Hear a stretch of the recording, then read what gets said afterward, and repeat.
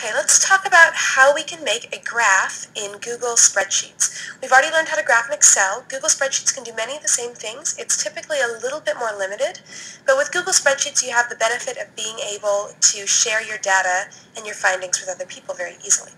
So I have my data here for a lab that involved finding the density of various pennies before and after 1982.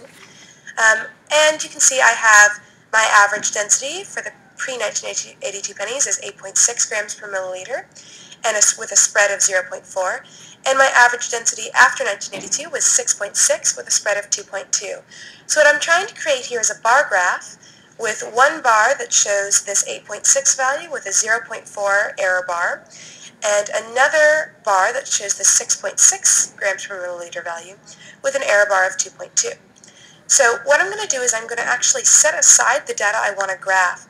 So somewhere off to the side of my data, I'm going to create my heading. So we have pre-1982 pennies and post-1982 pennies.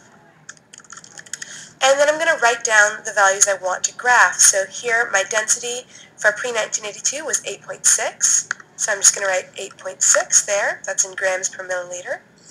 And my density for post-1982 was 6.6. So I'm going to write in this cell 6.6. Now all I need to do is highlight my data, and I'm going to move up to the top of the screen where you see this button that looks like a bar graph, and if you hover your mouse over it, it'll say Insert Chart. I will click that button, and it'll bring me to the Charts editing page. I'm going to move over to this tab that says Charts and click on it, and then I'll choose the type of graph I want to make. So I want to make a column graph, and I'll choose this first option for a regular column chart instead of a stacked column chart. And you can see it's gone ahead and mostly made my graph. Now there are a few problems here. It doesn't have a title, the axes are unlabeled, so I need to fix that, and in order to fix that I'm going to move over to this third tab, the one that says Customize. From here you can see at the very top I have the option to put in a new chart title. So I'm going to call this the average densities of pennies before and after 1982. And if I hit enter, you'll see it will create that graph. And now I can scroll down to where it says axis, and here I can label my axes. So my horizontal axis is the type of penny. And if I hit enter there, you can see it will add in that value. Now I can change this from horizontal to vertical, and my vertical axis here is showing the average density in grams per milliliter.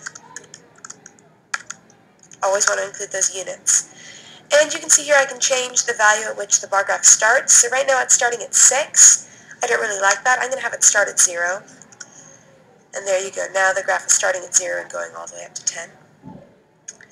Now I can scroll down even farther, pretty much to the very bottom. And at the very bottom we have this option for error bars. So right now it's set to none. I do want error bars. So where it says column, this is which column you're going to put the error bar on. I'm going to set it to pre-1982 pennies. I'll change the error bars from none to constant, and I'll put in my error. So here my error was 0.4 grams per milliliter. And if I hit enter there, you can see I now have a little error bar that covers 0.4. Now I will change the column to my post-1982 pennies. Again, I'll change the error bars to constant, and then I'll set this to 2.2, which was the margin of error for that one. And hit enter, and you can see now I have my margin of error both before and after 1982.